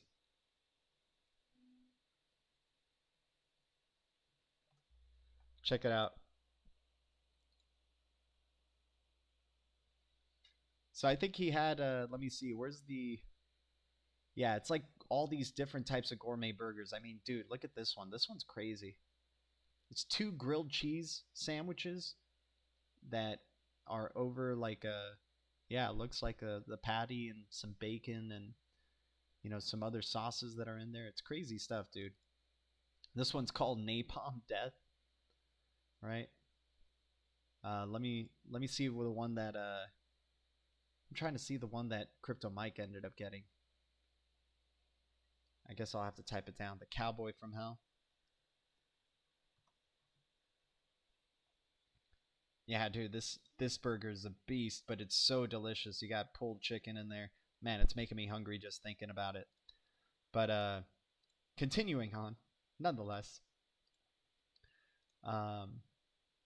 So now we're going to get into some really heavy speculative stuff, not really connected to a lot of the stuff that we talked in this stuff. So I just want to give everybody a warning. For those of you who aren't into going into like Riddler stuff or anything like that, or anything highly speculative when it comes to, maybe the great conjunction that's going to be happening on the 21st. I'm not saying massive price movement or anything like that, or the eclipse that's happening on the 14th. I'm not saying that at all, guys. I'm just saying, a lot of astrologists are very, very much looking forward to 12/21, because that, to them, it's the dawning of a new era, a new world that we're going to be going into. It's going to be the age of Aquarius, right? Like that song, this is the dawning of the age of Aquarius, right? Well, now we're going to be actually going into the age of Aquarius, and we'll just continue on with the speculation from there. So let me just show you guys some stuff that I thought was interesting here. Okay, so I looked at Flare Finance's. So it all started with me just kind of having a little fun with Flare Finance's logo and the Ripple Riddler logo, Because when I saw the Flare Finance video, I was like, dude, this has vibes of a Ripple Riddler video. It has like very like the type of music that they even use. I'll try to line up both videos for you guys to see. I'll just go to Ripple Riddler's first video that he ever released. I know this guy's not the real Ripple Riddler, but it's still the video that he has, right? So listen to like the first note, right?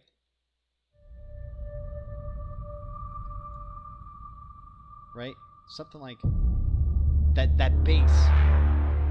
Right? So that like heavy bass, that right? I know a lot of things use that. I get that. But check this out with the Flare Finance video. Right? It starts off in that same tone already. Right? So then look at this. I put Flare Finance's logo and blended it over Ripple Riddler's logo. And his logo doesn't have a mouth, right? It doesn't have a mouth at all. It's just quiet, right? He has like no mouth there. And I blended it over his face, and now he has a smile. Now he's got like this cool mask or something. I don't know. So with like I said, guys, this is very heavily speculative. I'm not saying it's truth or anything like that. This is just what I see, and I'm like an interesting guy, and I have a lot of time on my hands apparently. So so I thought it blended pretty interestingly over the Ripple Riddler's face right there, like especially with like how his V of his face is like put together and all that type of stuff. And if you look at his like his what's on his shoulders, right? Like right here, it looks like those triangles on the Flare Finance logo right here at the bottom. Right? You guys can at least agree with me on that. Like these triangles right here on his shoulders look very connected to what Flare Finance's triangles here at the bottom are, right? So then I started looking at both videos and trying to see similarities, right? And guys, I found a good deal of similarities here, that is for sure. So in the video, so what you're going to be seeing at the top is the Flare Finance video, and at the bottom is a Ripple Riddler video. So I'm going to go full screen so you guys can see it clearly. Right? So then I always thought that was interesting in the Moonride video by Ripple Riddler. And guys, like I said, it's just speculation. You know, I'm probably losing some subs because of this. I know a lot of people's sentiment is like, oh, screw Riddlers. I just want facts. I literally gave you the warning. So, you know, I appreciate facts as well, but I like having a little bit of fun and speculating and, you know. So I always thought that was interesting that the Moonride wasn't like a normal roller coaster, you know, type of car type of thing, you know, because when you go on a roller coaster, it's not like you have your hands like on a bike. Right, I gotta show you. Okay, so you see you know, it looks like has his hand, like those are like bars of a motorcycle, right? So then right here on the Flare Finance video, you guys got to check this out if you haven't seen their video, but in that video at the top right there, it says ships and motorcycles, right? And then at the bottom here is the motorcycle from Moonride. So I blended the two together, and it looks like the motorcycle is riding on that road, right? Ships and motorcycles, right? So then I go to another one. I found a ship, obviously, because, you know, Ripple Riddler has that ship, the helm of the ship that he has, and I blended that over, you know. So ships and motorcycles, two random things that Flare Finance video didn't even have to bring up. They could have brought up all these other things, but they brought up ships and motorcycles, right? They talk about like circuits, like freeways and stuff like that, but they don't say anything else in terms of objects, right? They just bring up those two objects in particular. And then this is where it gets even trippier. You know, the galaxy illusion, Flare Finance's video up top, Ripple Riddler at the bottom right there. And then this one, the spiral clock in Ripple Riddler's video at the bottom right here. The spiral in the Flare Finance's video right here, right? Oh, it doesn't stop there. It goes on to another one. And I think this one was like, whoa. So this one at the top of Flare Finance, at first it starts off as a man's body, and then it just starts spreading into these beams of light. And then here you go. You got the beams of light and a man's body crossing the finish line, right?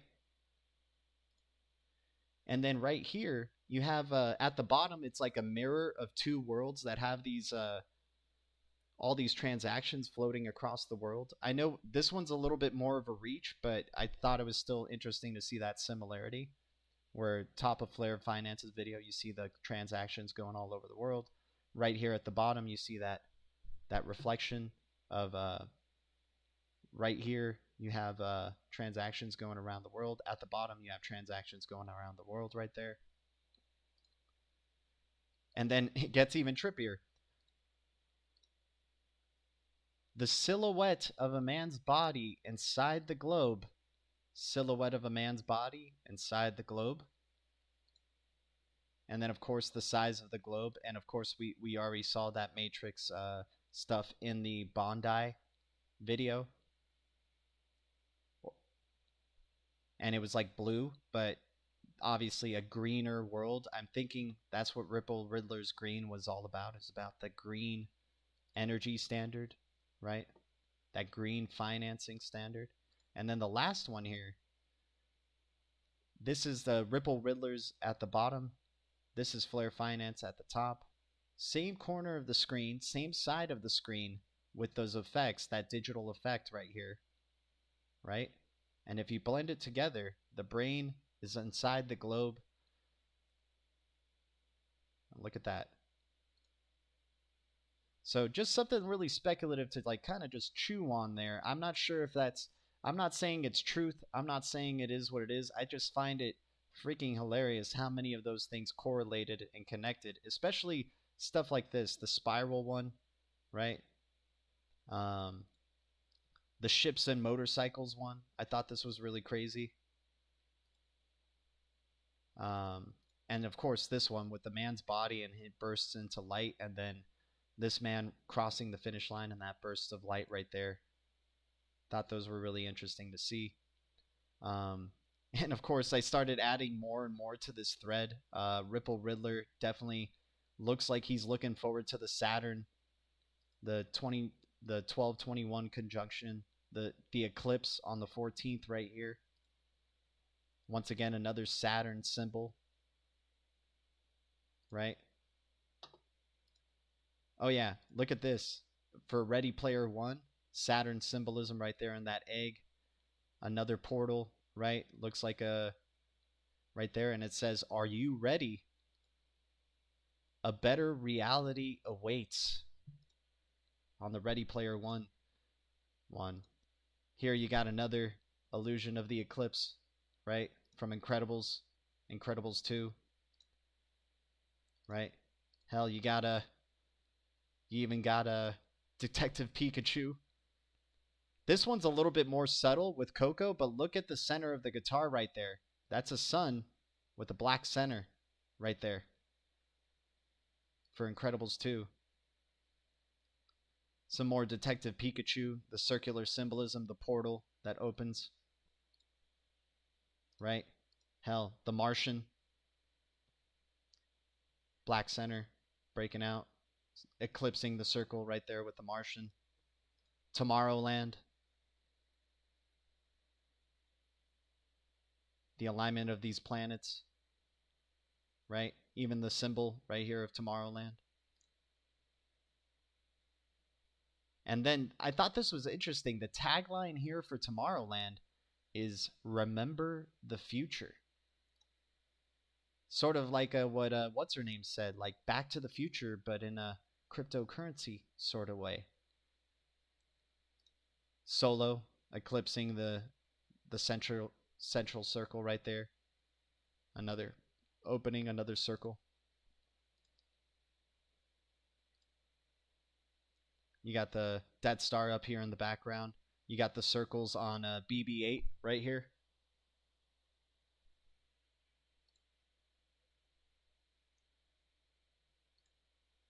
Disney really likes their circles, I gotta say. I mean, I know it's a common shape, but you guys see where I'm getting at here. Pan's Labyrinth, the opening, right? The portal, the moon up there. Hellboy.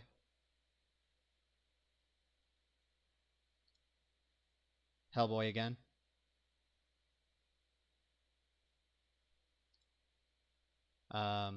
Pacific Rim. All Guillermo del Toro films. 21 on tarot is the universe. And look at that. The universe opening up. Right? The gold circle as well. What are the things that we got here? Once again, guys, like I said, this is very highly speculative. This is not like truth to anything. I'm just showing you guys what I see. Some I guess you can say synchronicities, right? Mandalorian in front of that sun looks somewhat eclipsed right there. Soul in front of the O right there. Right? What other ones that we got here? Oh, Onward. Onward to a whole new world, would you say? A whole new world awaits for that Aladdin movie that just came out recently. Look at that pyramid type of structure right there.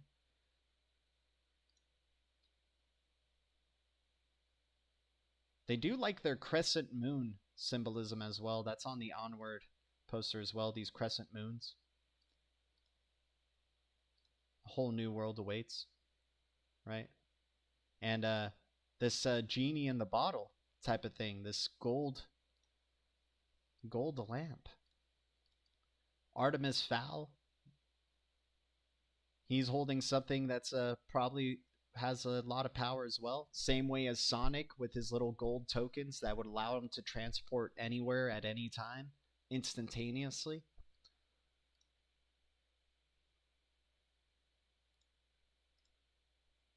Alien Covenant.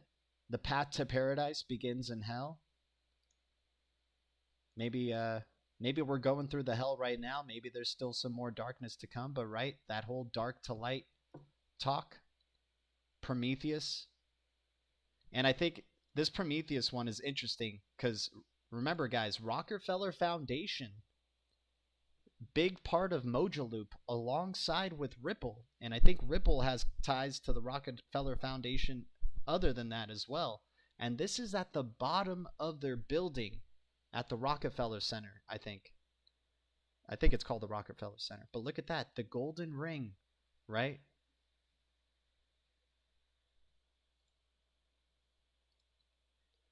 Once again, and then that statue is called Prometheus, right? And you got this movie Prometheus as well. You got a bunch of Saturn symbolism as well.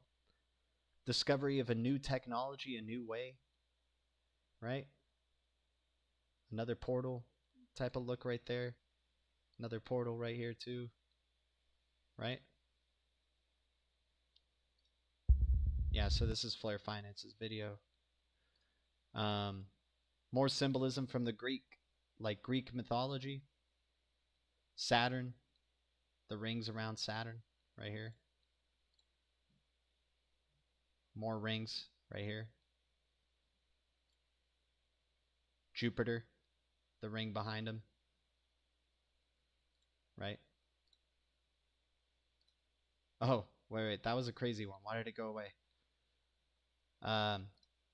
Gods of Egypt, the portal right there. And they're all holding like this golden tool, this like golden thing, right? Oh no, XRP bag's starting up a shitstorm, dude. Shit has hit the fan now. Maybe you're a slave to duality. Hey, Phil S, maybe I am, man. Maybe I am. But hey, at least I'm doing all right and I feel good.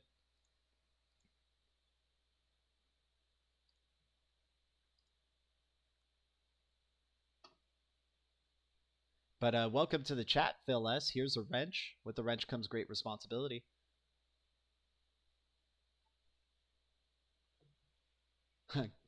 Ground control to Major Bong. Yeah, CERN, a lot of CERN symbolism as well, right?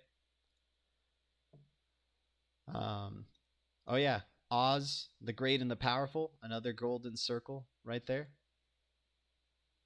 Harry Potter, Deathly Hallows. Dumbo, golden circle for Dumbo right there as well. Toy Story 4. Right? Infinity War.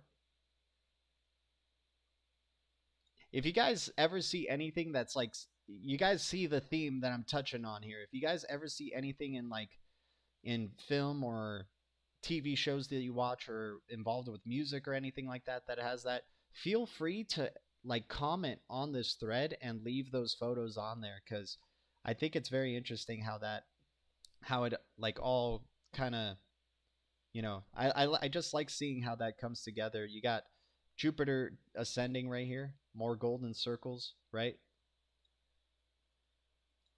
Eclipse, Independence Day, Dark Phoenix, right? Interstellar, Hunger Games, another golden circle, Ring of Fire right there. Arrival, right? Arrival of what? Right? The film Passengers right here. A little bit of a Triskelion, a little bit of Iota right there. Kingsman and the Golden Circle. The movie The Sphere. Knowing. Knowing what exactly? Sonic once again with the golden circle right there as well. Stargate. Westworld. Event Horizon, the film Event Horizon. A new movie that'll be coming out soon called Dune. The movie The Ring. Lord of the Rings. Westworld again. And I think I have much more on here. I just like the thread just starts spreading out. But yeah, I just wanted to share that with you guys. It's kind of trippy, right? But here, let me get the music back on and we're going to wrap up this stream. I know I've been going over what I intended, but appreciate all the support, you guys. Thanks to the, wow, 52 likes. Holy cow. You guys are awesome, man. What's up, everybody? Thank you guys so much for tuning in. Sorry to blow up your ears right there. But once again, Crypto Mike added to the shitstorm. You're awesome, dude. Guys, thanks so much for tuning in. You guys are amazing. I'm making a blunt, mofos. Keep up. One world currency. Hey, that's why I pick a Mojo Loop. Let me show you where I'm trying to find the Mojo Loop thing here. Give me a sec. Yeah, see, this whole thing gets spread out, unfortunately, but let me see if I can get a... Oh yeah, the South Pole right now. No clouds right now. No noctilucent clouds. Mr. TJ Michael made a crazy video. Actually, let me show you guys Mr. TJ Michael's video right here. If you haven't checked out his channel, dude, this guy's awesome. He has this great video that he's starting to see it too, man. He's starting to see it as well. Check out this whole presentation of where was this? The 2012 Olympic ceremony in London. And check this out. I'll just show clips of it. I'm not going to show like everything. So you got your golden circle right there. Right? You got Abraham Lincoln walking on. Right? The shift towards an industrial revolution. The golden circles rise and they look like Sonic's rings, right? Those golden circles all coming together overhead. And then they start pouring out this water, right? They have this dance performance. And then they start lighting this ring of fire. And look at that. And of course they have blue lighting around it to further contrast the orange that you're seeing. And then all those flames start rising up, and yeah, they create this massive torch. And then all the fireworks start to go up. And at the end here, he says, and as the scene changed, so life changed. Excitement on the one hand and fear and hardship on the other. The cities and the industry were grown. What was struck at the foundry was at the highest quality. Blockchain technology has forged a new era on Earth, the digital era. So yeah, new world upon us, 1221, you guys. Anyways, let me see where I was at right here.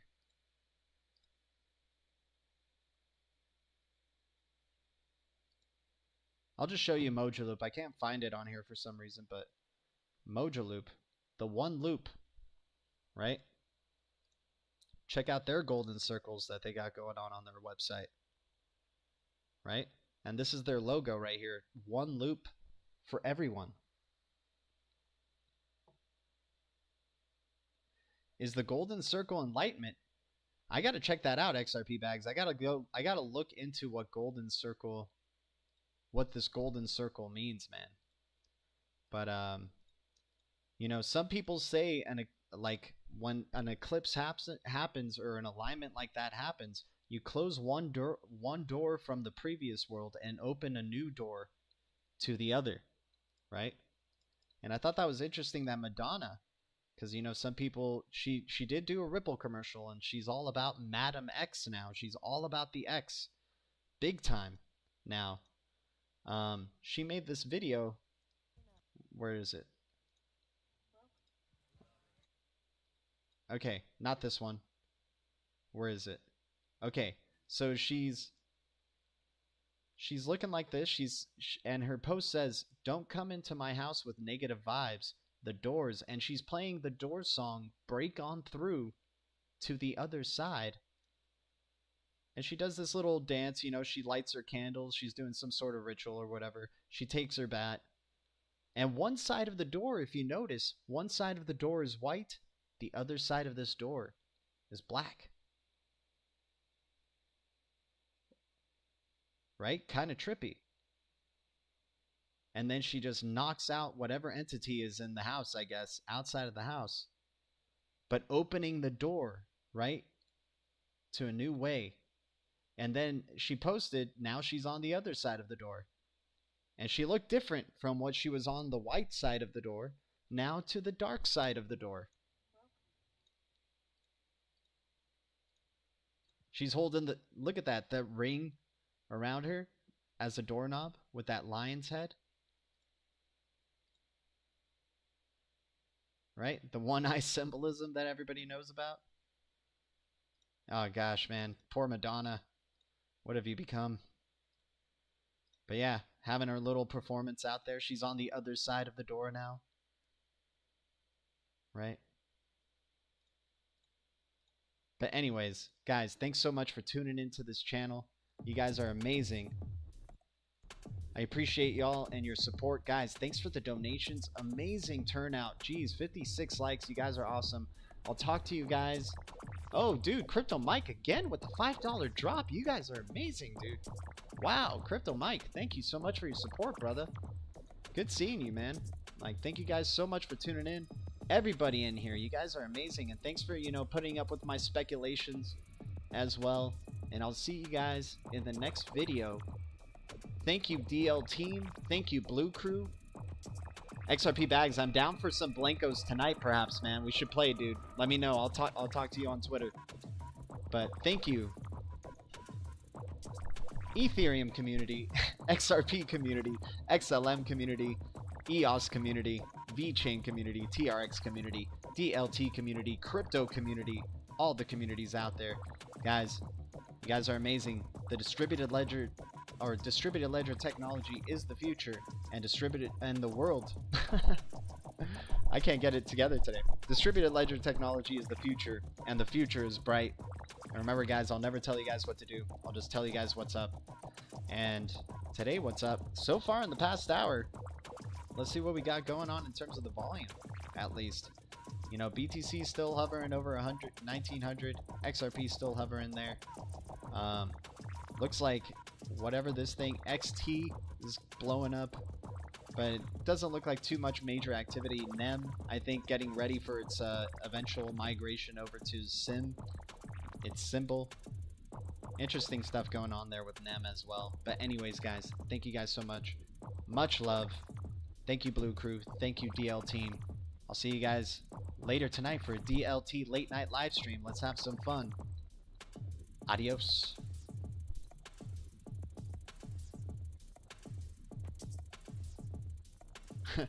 Adios, adios, adios.